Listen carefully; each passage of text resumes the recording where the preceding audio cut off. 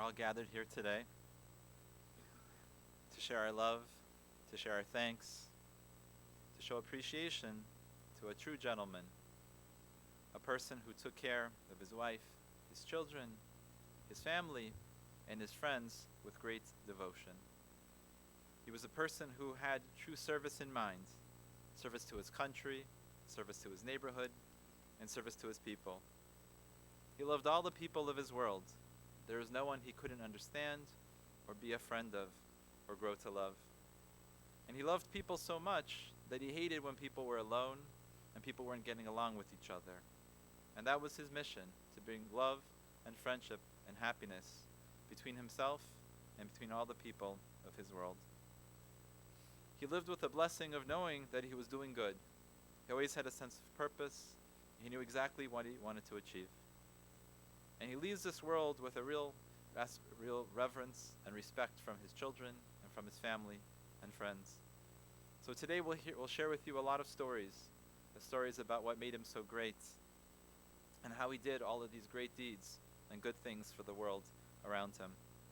He was a very special, very beloved man with a lot of love and respect that he has coming to him. We start today with a selection from the Psalms. We read the familiar 23rd Psalm. Mizmor LeDavid, Adonai roi lo eksar, Binoi steshech yarbitzeni, al memei menuchos yanachaleni. Nafshi yeshovev yancheni v'magli tzedek leman shemo. Gam ki elach begeit somaves, lo yirara ki ata imadi. Shiftecha umishantecha, hema yanachamuni. Tarach lefanai shochan, neged sayrai, Yishanta v'shem en roshi, kosi revaya, achtov v'chesed yirdefuni, kol yemei chayai, v'shavte beveis Adonai, la'orech yamim.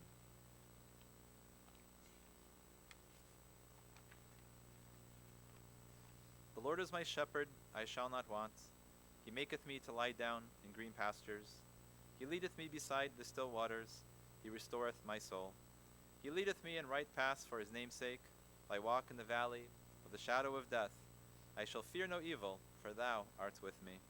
Thy rod and thy staff comfort me. Thou hast set before me a table in the presence of mine enemies. Thou hast anointed my head with oil. My cup overflows. Surely goodness and mercy shall follow me all the days of my life, and I shall dwell in the house of the Lord forever. We also recite Psalm 130.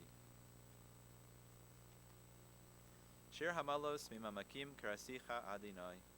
Adonai shema v'koli teneznacha kashuvos lakol tachanunai. Im avonois tishmarya Adonai mi amod. Ki imcha haslicha leman tivarei. Kivisi Adonai kivisa nashi v'lid varo hochalti. Nashi l'Adonai meshamrim laboiker shamrim laboiker. Yachel Yisrael el Adonai ki im Adonai achesed v'harbei imoi fedus. V'hu yifdeis Yisrael mikol avonaisav. A song of ascents, from the depths I called you, O Lord. My Lord, hear my voice. May your ears be attentive to the sound of my pleas. If you preserve iniquities, O God, my Lord, who could survive? For with you is forgiveness, that you may be feared. I put confidence in God, my soul puts confidence, and I hoped for his word. I yearn for my Lord among those longing for the dawn, those longing for the dawn. Let Israel hope for God, for with God is kindness, and with him is abundant redemption, and he shall redeem Israel from all of their iniquities. One of the things about our beloved Mitchell was that he was excellent with facts and figures. He knew the statistics of the baseball and all the other things in his life. And the good thing about him is that he passed on this to his children. He passed on the detail-orientedness, the paying attention to the small details, remembering every single month and date and important time and place. He passed this on to his children. And so now we call upon his daughter Janet, who's going to share with us the facts and the figures of his very special life.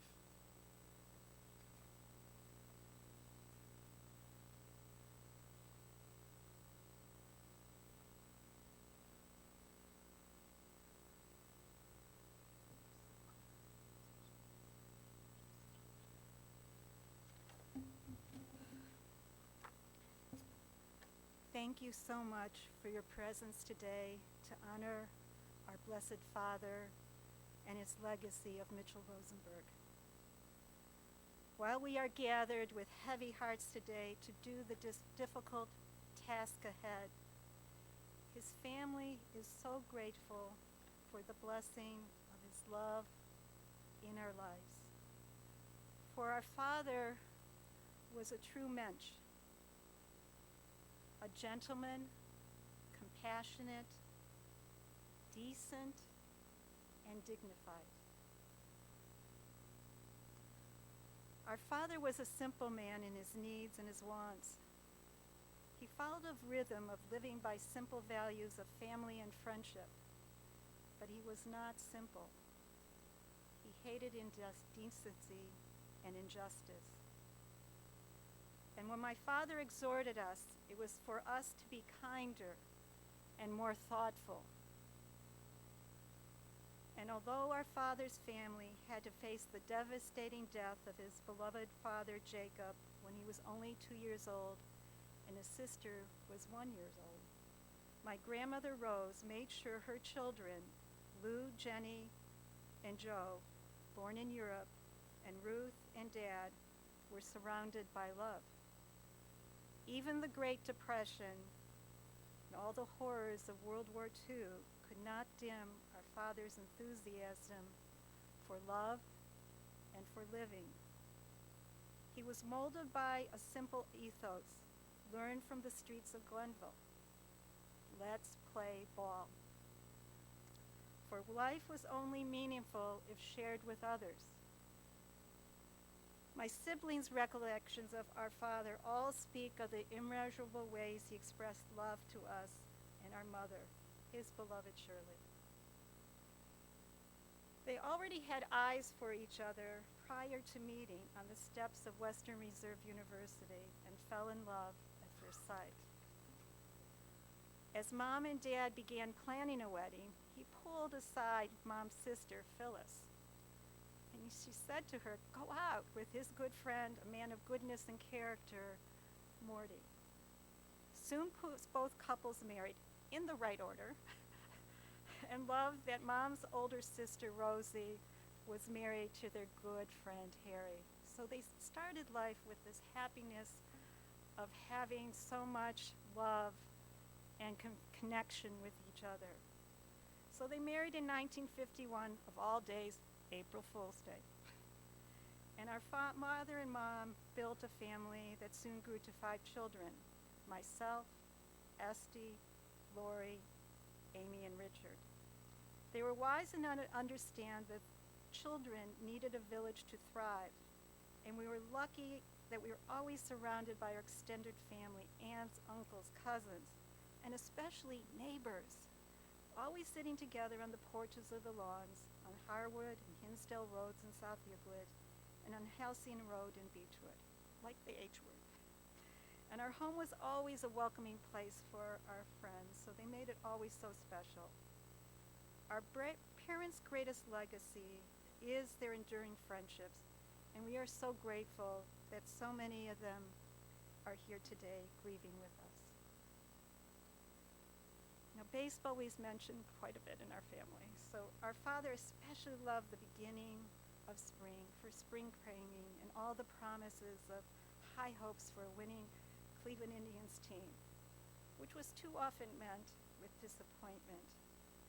But this never dimmed his enthusiasm. He listened to games, even spring training games, on the radio, staying up late for West Coast Tribe games. We all inherited his great passion for sports of any kind. So our family trips are modest, and our father's favorite family trip was in the summer of 1971. A friend lent him an Eldorado Cadillac. It wasn't pink, but it was spacious enough for his family and symbolic of our father's ability to be trusted and to be connected with others. I was actually so happy I got to stay home. Finally, a room of my own. Finally, some quiet.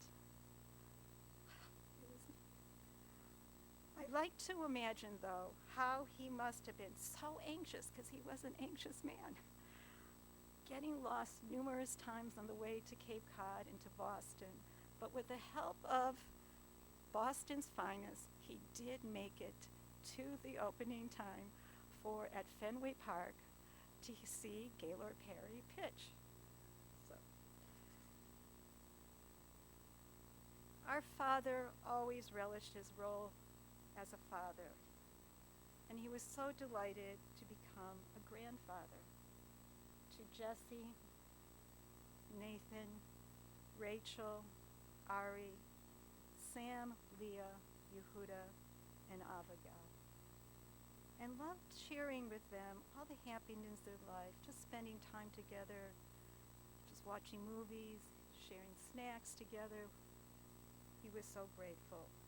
He was also grateful for in his later years to be blessed with 3 great-grandchildren, Skylar, Noah, and Harper. He most cherished Saturday lunches, especially when Harper would run up to him to hug her Gigi. So any time spent with family was one filled with happiness and love. Our father showed such grace in how he cared for our mom when her health declined over a 20-year period until her death in 2009, and how he followed her wish for him to embrace a busy and active life. He obeyed. It was very difficult to not listen to my mother. And he found solace in a routine. So every Monday through Friday morning, they're very specific, going to Corky's to meet the guys. And they change over the time. Lloyd, Eugene, Don, Rudy. But by the afternoon, he was already ready to go kibitzing to meet the guys at the mall, to kibitz, to walk. And dinners out were always very special with Rona, Sue, Carl, Marv, and many others. But Saturday morning would be spent. He would meet Lloyd and several other guys, and Al, and even Al's son Michael, my dear beloved friend, and they would regale each other about sports and politics, talking a lot over each other, but they loved being together. That was always what it was about. When time and illness finally reached our father, he showed grace in facing his final challenge. He especially appreciated the kindness and dignity shown to him by the staffs at university hospitals, R.H. Myers, Beechwood Commons, Menorah Rehab, and finally at Maltz Montefiore Hospice. Although to the staff, we have a great deal of gratitude for providing comfort when Dad most needed it. He did want to make it through one more baseball season. And if he was lucky, he really wanted to know what would happen in the presidential election. That was a reach. But Larry, his son-in-law, had a magical way of prompting Dad to share sports stories and to regale. And his favorite memory of my father was of being in the stadium in 1940, selling Coca-Cola at age 14 when DiMaggio's hitting streak ended. He always rooted for underdogs, so we like to believe when he gasped his last breath, he was smiling knowing the team he rooted for won. That wasn't often. We will deeply miss our father, Mitch's big-hearted smile, his love, which will never diminish, and being in his comforting presence. He will be greatly missed. So I stand representing his loving family to say to everyone gathered today the words my father would most like to say to each of you. Hello? How are you?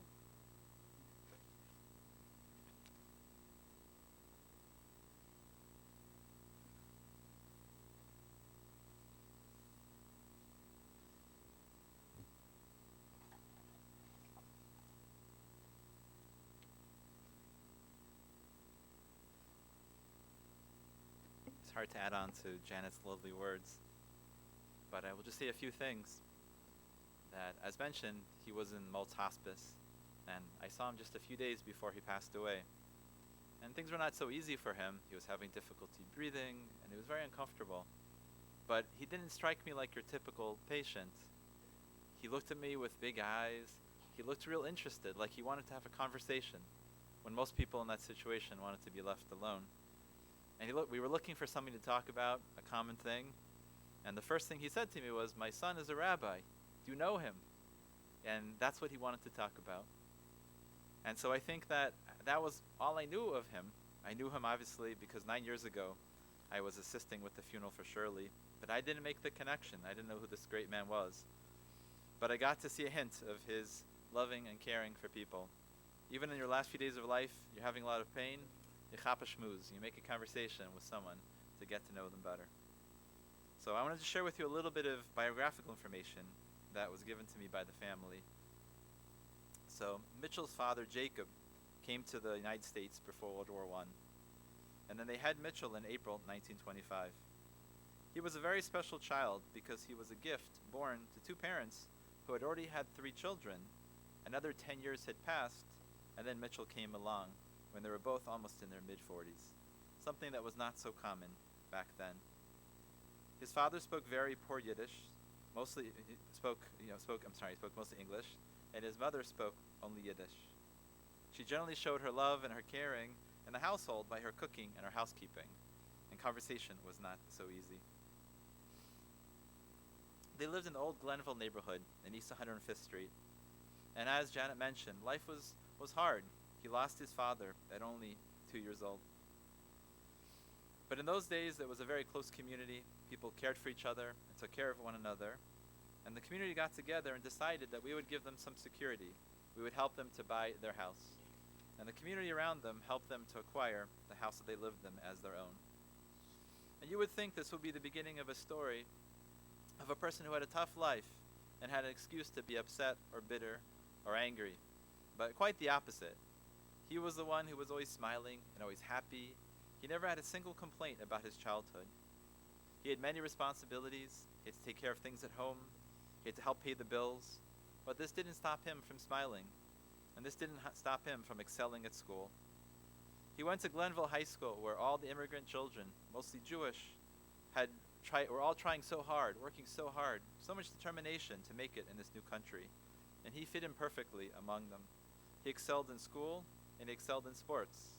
He got letters in track, and of course in his favorite sport of baseball.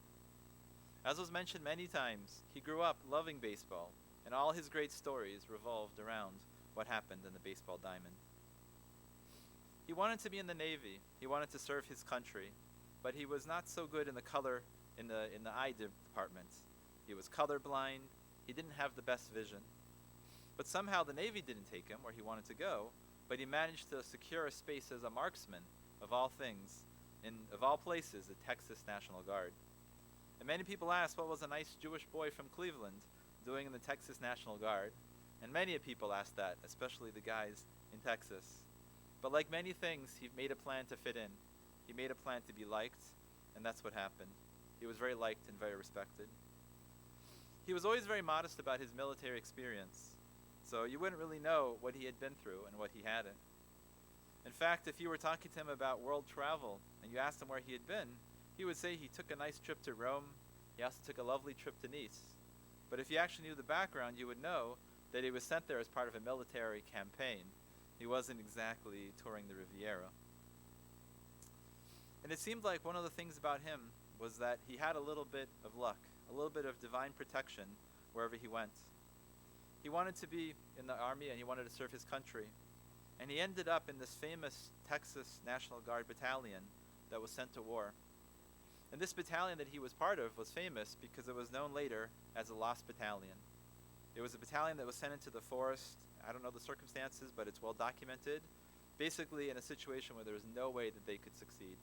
There was no way they could get out of it. But God decided that this man needed to be around. We needed him very badly.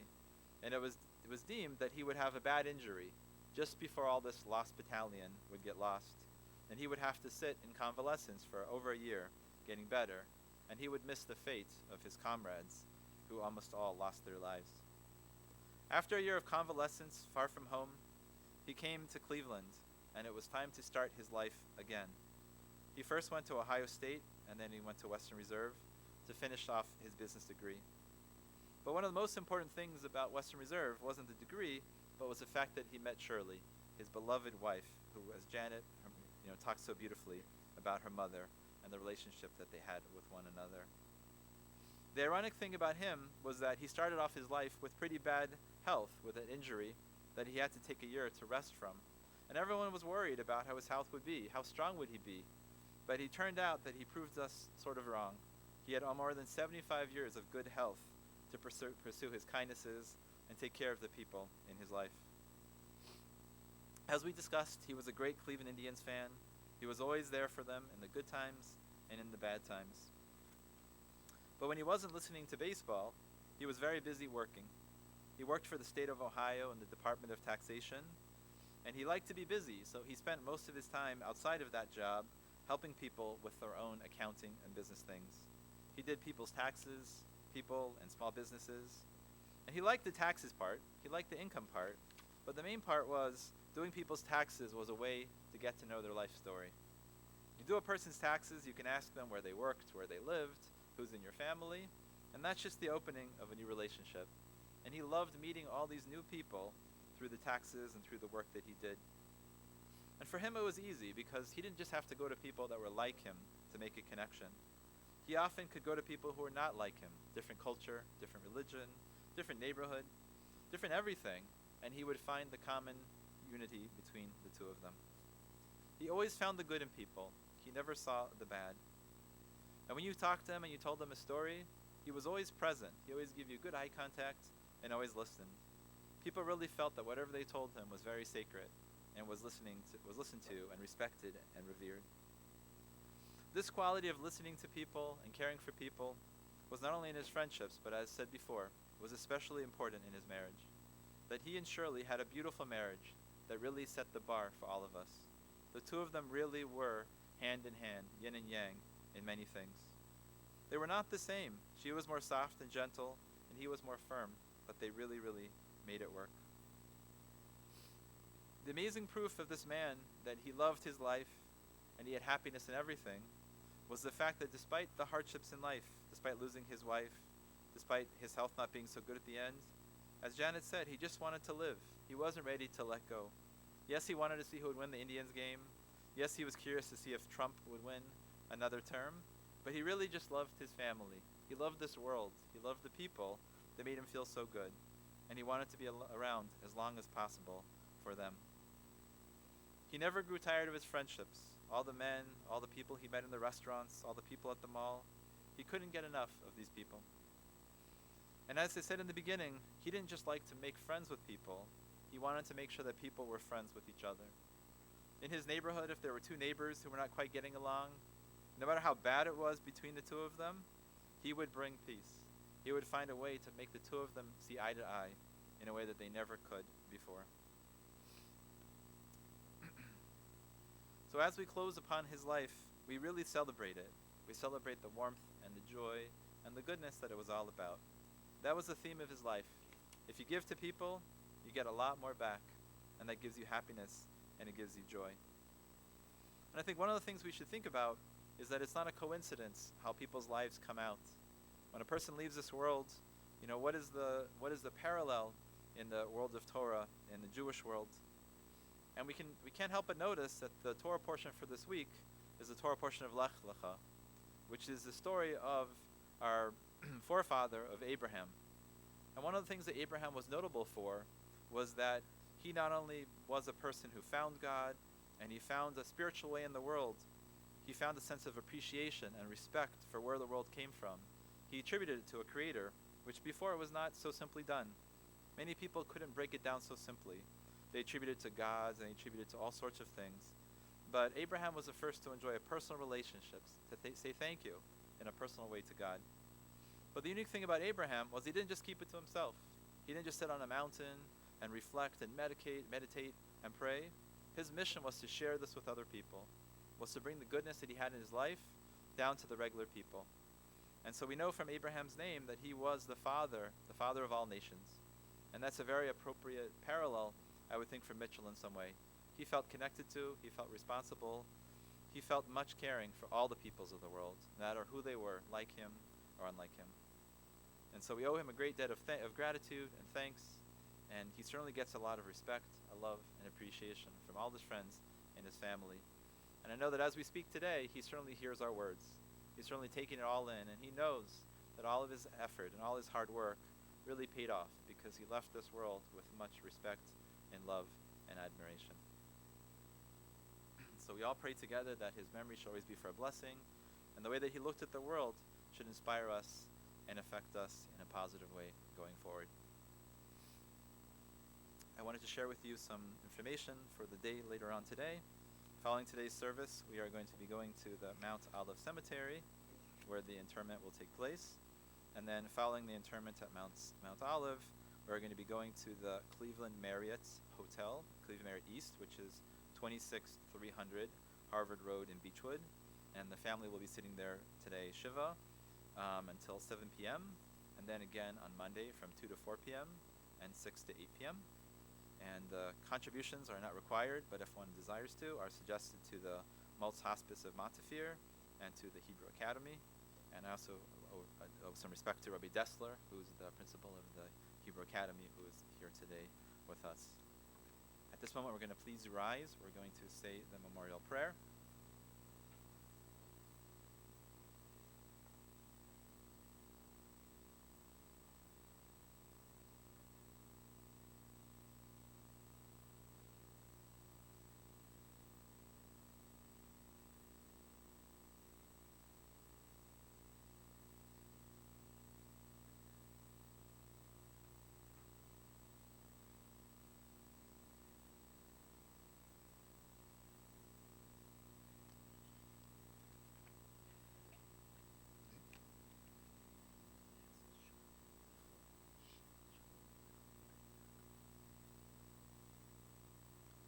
El Moli Rachamim, Shalchein Bam Roimim, Hamzeh Menuchana Chana Kanfei Ashchina, B'malos Kedoshim Utorim Kazar Rakia, Mazir Es Nishmas, Shaol Michal Ben Yaakov Shalach Lo Lamoy, Bavur Shnei Vitzdag Abadas Karas Nishmas Soy, Began Eden Tei Menuchal Soy, Lechein Bala Rachamim, Yastireh B'Seisek Kenafav Lelamim, Vitzor B'Zor Chaim Es Nishmas Soy, Adonai Hunachal Soy, Yonuach HaMishkava B'Shalom B'Nemar. Amen.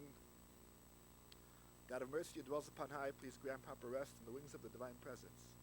The lofty soul, the holy and the pure ones, who shine like the glow of the firmament. The soul of Mitchell Rosenberg, who went on to his world. His resting place be in the Garden of Eden, and the Master of Mercy shelter in the shelter of his wings for eternity. May he bind his soul in the eternal bond of life. May the Almighty be at his heritage, and may he repose in peace in his resting place. Let us say Amen. Now remain standing. If the pallbearers could come forward, please.